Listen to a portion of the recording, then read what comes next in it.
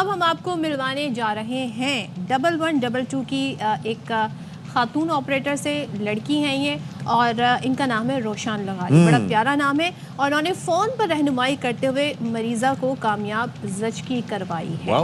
सो उनकी इस खिदमात के एतराफ़ में बहरीन में होने वाली मिडिल ईस्ट नेविगेटर कॉन्फ्रेंस हुई 2025 में। International academy of emergency dispatch award से उन्हें नवाजा गया है। और आप ये देखिए तरबियत क्या ज़बरदस्त रही।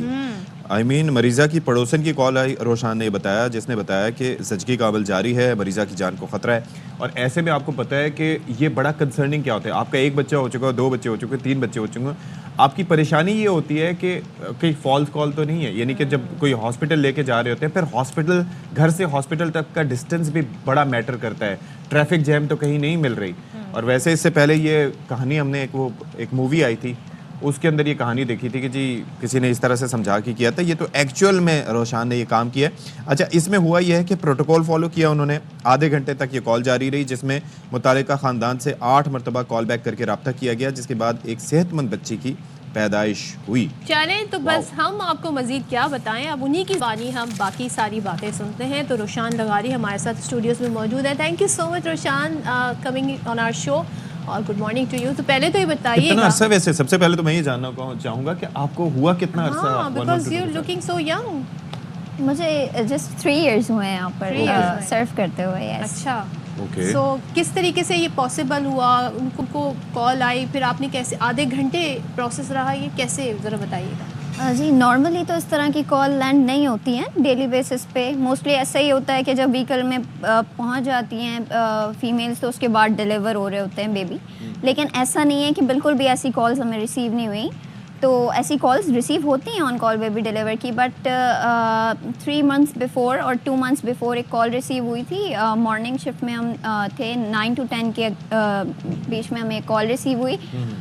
कॉलर की जो नेबर थी, शी रिपोर्टेड के मींस जो पेशेंट की नेबर थी, शी रिपोर्टेड के जो है वो बेबी का हेड स्टक है और डिलीवरी का जो प्रोसीजर है वो स्टार्ट हुआ हुआ है। सो फर्स्ट ऑफ ऑल तो एड्रेस वगैरह लेके जो हमारी डिटेल्स होती हैं प्रॉपर, एरिया गुलशन इकबाल कराची से ये कॉल थी। सो सबसे पहले प्रॉपर एड्रेस लेके कॉलर का नाम और उनका नंबर लेके, ताकि हम उन्हें वापस अप्रोच कर सकें। ये कुछ बेसिक डिटेल्स होती हैं जो चाहिए होती हैं। हमने फौरी तौर पर डिस्पैच कर दी थी। व्हीकल मूवमेंट में थी, लेकिन हम ये वेट नहीं कर सकते थे कि व्हीकल पहुंचेगी तो फिर उनकी हेल्प हो, क्योंकि बेबी जिस पोजीशन में होती है बच्चे की डेथ का चांस था। बेबी की जो है वो कंडीशन क्रिटिकल थी, हेड स्टक था, कुछ भी हो सकता था। तो हमने कोई रिस्क ना लेते हुए अपने प्रोटोकॉल को प्रॉपर फॉलो किया।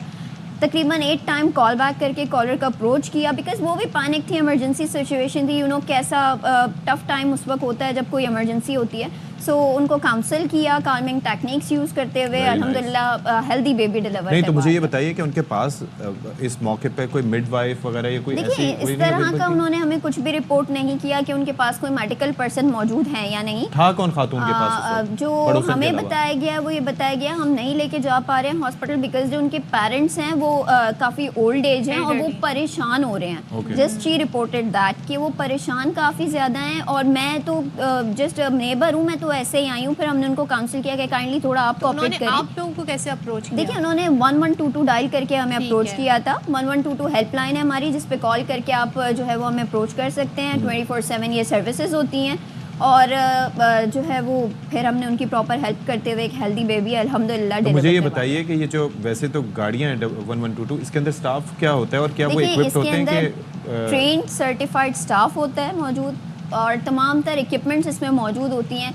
लाइफ सेविंग एम्बुलेंस ये होती है और ये लाइक मिनी आईसीयू होती है। तो एट टाइम्स फीमेल्स होती हैं उसके अंदर, ऐसे मामला से निपटने के लिए? फीमेल्स होती हैं, लेकिन हर व्हीकल में मौजूद नहीं है फिलहाल हमारे पास, लेकिन मोस्टली व्हीकल्स में फीमेल स्टाफ भी मौजूद होता है। और इस एक्सपर्टीज से रिलेटेड पर्सनल भी होते हैं, लाइक जैसे इस तरह की कॉल आई तो उन्होंने रेलेवेंट गायनेकोलॉजिस्ट। ऐसा नहीं है कि अगर आपके पास कॉल आई है तो फिर हम किसी ऐसे पर्सन को कॉल ट्रांसफ़र करेंगे कि जो पेशेंट को गायनी इशू से, यानी कि जो गायनी इशू से रिलेटेड हो, वो फिर उनको ट्रीट करें। देखिए, इस तरह पेशेंट का टाइम वेस्ट होता है। हम सब ट्रेंड हैं, हम सब सर्टिफाइड स्टाफ होते हैं, हम सारी प्रोटोकॉल्स फॉलो कर सकते हैं। ऐसा हुआ तो रोशान, इसमें हुआ कि आपने जाहिर है कि ये तो एक्सपर्ट्स के काम होते हैं ना, इसके अंदर आपको पता है जो ट्रेंड गायनी और ऑब्स्ट्रक्टिस क्या कहते हैं, कुछ इस तरीके से वर्ड होता है, वो जो प्रैक्टिस कर रही होती हैं उनको भी काफ़ी देख के डिसीजंस लेने होते हैं कि अब ये करना है, इस तरीके से करना है, सक्शन का भी इस्तेमाल होता है, 10 चीज़ें होती हैं। तो ऐसे आपने किसी अपने सुपीरियर से मशवरा लिया या क्या किया? देखिए हम ट्रेंड और सर्टिफाइड स्टाफ होते हैं, इंटरनेशनल एकेडमी से ट्रेंड होते हैं, सर्टिफाइड होते हैं। हमारा यहाँ पर इन पाकिस्तान प्रैक्टिकली हमारा एक पूरा सेटअप होता है जिस पे हमें ट्रेनिंग दी जाती है। जब हम वो ट्रेनिंग ले लेते हैं और ट्रेनिंग में क्वालिफाई कर जाते हैं विद 90% अबव, उसके बाद हम सर्टिफाइड हो सकते हैं। उससे पहले हमें कोई सर्टिफिकेशन नहीं मिलती। जब तक हम सर्टिफाइड नहीं होंगे आप कॉल पे नहीं बैठ सकते। यानी कि उसके अंदर आपको गायनी से लेके हर चीज, हर तरह का प्रोटोकॉल, जो जितनी भी चीफ कंप्लेंट्स या जितनी भी हमारे पास सीसीपी मौजूद है, उन सब के अंदर जितने भी मेडिकल टर्म्स हैं उसके हवाले से बताया जाता है और ट्रेन किया। रोशान, जैसे फ़र्ज़ करें कोई गिर गया है, उठ नहीं सकता, घर में अकेले हैं, एल्डरली पर्सन है, क्या वो भी आप लोगों को अप्रोच कर सकते हैं? बिल्कुल, हमें हर तरह की इमरजेंसी में आप अप्रोच करें, क्योंकि अगर कुछ ऐसे भी कॉलर्स होते हैं जिनको सुई गैस का नंबर चाहिए होता है, के इलेक्ट्रिक का, पुलिस के लिए लास्ट टाइम कल मेरे पास एक कॉल आई, उनको पुलिस की इमरजेंसी की नीड थी लेकिन उन्होंने कॉल हमें किया। तो दैट डजंट मीन कि हम उन्हें कोई गाइड नहीं करेंगे, हम उनके लिए कुछ नहीं कर सकते। हमने फौरी तौर पे उनसे डिटेल्स ली ताकि उनका टाइम वेस्ट ना हो, क्योंकि वो हमें अप्रोच करके ऑलरेडी उनका टाइम वेस्ट हो चुका है, क्योंकि वो 15 को डायरेक्टली अप्रोच उन्होंने नहीं किया। तो हमने उनसे डिटेल्स ली, डायरेक्टली 15 को अप्रोच किया और फौरी तौर पर हमने वहाँ से उनके लिए यानी कि आप ये भी करते हैं कि अगर फायर ब्रिगेड का किसी ने पूछ लिया, बिल्कुल आपने तमाम चीज़ों के लिए मुझे ये बताएं कि बेसिक चीज़ें क्या होती हैं कि जिसके अंदर मिसाल के तौर पर हादसात होते हैं, हादसात की सूरत में हम को नहीं पता होता एट टाइम्स कि हमने जो मुतालिका शख्स है, कोई एक्सीडेंट हुआ है, किसी की हड्डी टूट गई है या किसी को ब्लीडिंग हो रही है, सबसे पहले तो मैं यहाँ पर अक्सर मैं और सदफ यहाँ पर आवाज़ उठा रहे होते हैं कि स्टॉप द ब्लीड एक कैंपेन होनी चाहिए, क्योंकि गोली लगने से लोग एट टाइम्स नहीं मरते, खून बह जाने से मर जाते हैं, या एक्सीडेंट्स की सूरत में भी खून बह जाने से, या फ़र्ज़ करें कोई नेक इंजरी है उस सूरत में होता है। तो आपकी गाइडलाइंस क्या होती है? आपको किसी ने फ़ोन किया कि भाई एक बंदा गिरा है, हमें लग रहा है कि उसकी गर्दन में किसी तरीके से चोट है, कैसे आप उसको गाइड करेंगी? सबसे पहले होता है ये कि फौरी तौर पे हम एड्रेस वगैरह लेके डिस्पैच करते हैं व्हीकल। ठीक है। बिकॉज रोड साइड पे है, पैनिक इतना ज़्यादा होता है, शोर इतना ज़्यादा होता है। सबसे पहले हम ये कहते हैं पेशेंट को आप सेफ साइड पे ले आएँ ताकि कोई और इंसिडेंट ना हो जाए या कोई मैस क्रिएट ना हो। उसके बाद सबसे पहले हम कुछ कंडीशन पेशेंट की जानने के लिए कुछ क्वेश्चंस करते हैं, जैसे कि वो कहीं फंसे हुए तो नहीं है या इस तरह की डिटेल्स लेते हैं। उसके बाद सबसे पहले पेशेंट को गैर ज़रूरी मूवमेंट के लिए मना कर दिया जाता है, क्योंकि वो इस वजह से होता है कि अगर उनके कहीं पर भी फ्रैक्चर है तो वो और ख़राब हो सकता है या कोई भी और कॉम्प्लिकेशन पेशेंट के साथ हो सकती है। अब जो ब्लड रोकने का तरीका, ब्लीडिंग कंट्रोलिंग के लिए हम ये करते हैं कि उनसे रिक्वेस्ट करते हैं कि कोई साफ़ सूखा कपड़ा मंगा लीजिए।